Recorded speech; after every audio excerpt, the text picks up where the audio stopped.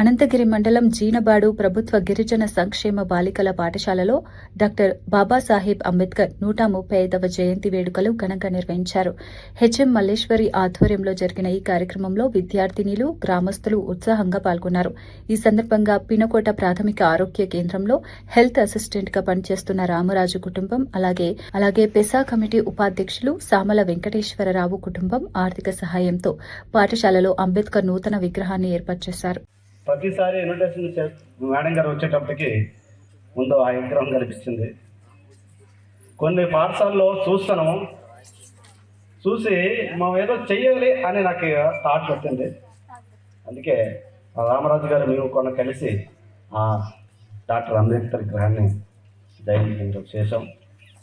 అలాగే ఆయన మీకు తెలియదు ఏముంది, ఎన్నో దేశాలు అక్కడున్ని గ్రంథాలు తెచ్చి 3 సంవత్సరాలు ఎంతో ఆయన దీర్ఘంగా కూర్చుంటూ రాసి ఈరోజు భారత రత్న అయ్యారు. విషయాన్ని నేను అనుకుంటున్నాను.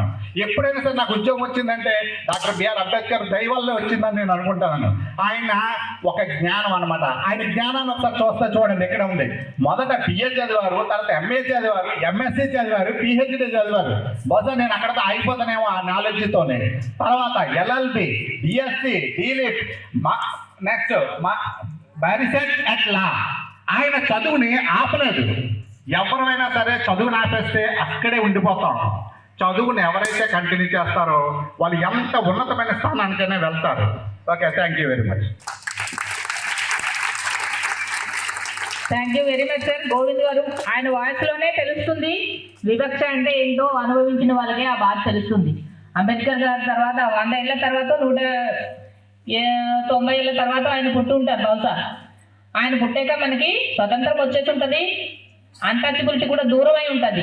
దూరమైన తర్వాత ఆయన అనుభవించింది అంత ఎక్కువ. అంటే అంబేద్కర్ గారు ఎంత అనుభవించి ఉంటారో ఒకసారి మీరందరూ ఆలోచించుకోండి.